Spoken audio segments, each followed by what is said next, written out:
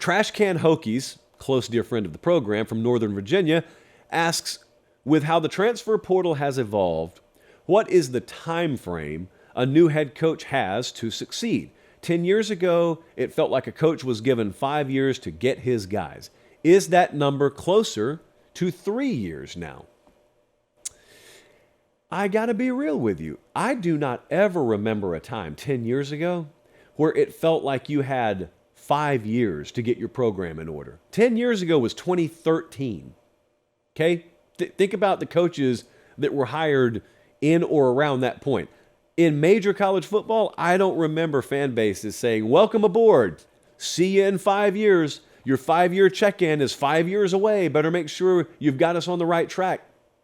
It may not have been quite like it is today, but there was never that much rope and that much freedom and leash that was given to any new head coach at any kind of reputable program. I do think, though, if you listen to the way the question was worded, that we're in a totally different era now. I mentioned Lincoln Riley earlier, and Lincoln Riley has had a big effect on this because Lincoln Riley was the guy, the first major move in the transfer portal era that showed what you can do in the transfer portal era. And he showed that you can come into a program that has prestige but is down, like USC, and you can just go get a ton of guys. And you also have that NCAA rule, which I think a lot of people don't realize exists, and that is there is not a 25-person limit if you're a new coaching staff. You can go get more than 25.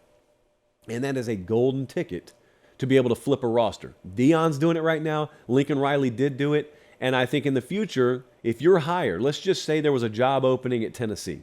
Let's say there was a job opening at Oklahoma right now. And there was last year. But just pretend with me for a second. No one is looking around saying, hey, you got even 3 years. They want results immediately. I don't know if that's the best thing for the sport. I don't know if that's the best thing to have as a new norm, but I think it's reality. I think a lot of these guys know it too. That's also why when you look at the way contracts are structured, that's why there are so much buyout. I guess what I'm trying to say is I guess the buyouts are so big, and everyone wonders why are those buyouts so big? Well, that's why. Because it's really hard to get a coach to agree to come to your program if you and understand the landscape if you don't build a safety net under him. You build the safety net in the form of a giant buyout, then guys are willing to take that on a little bit more. But when you see these coaches fired and you want to get mad, I can't believe they're giving him this much money not to coach. Well, that wasn't the plan. That was just something that was necessary to be worked in the contract because of how crazy the expectation level was going to be for the job that he took. So I think that's probably not going anywhere. But at the same time, let's just see. Now, we've seen Lincoln Riley do it at USC. The Deion Sanders situation at Colorado is so beyond the scope right now.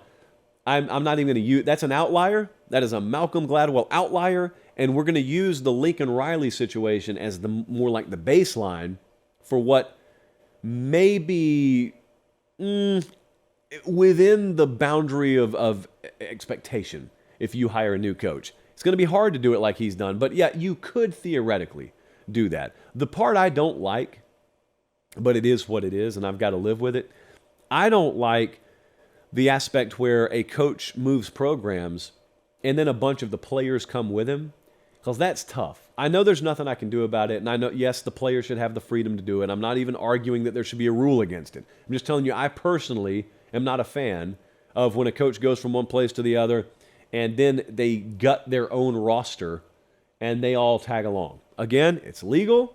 There's no punitive measure that should be taken against you if you do it. I'm giving you my personal preference. My personal preference is to not see that happen. But Josh, why should the coach be able to leave and the players shouldn't? Did you hear what I said? I said they should be able to. I just said I don't like it.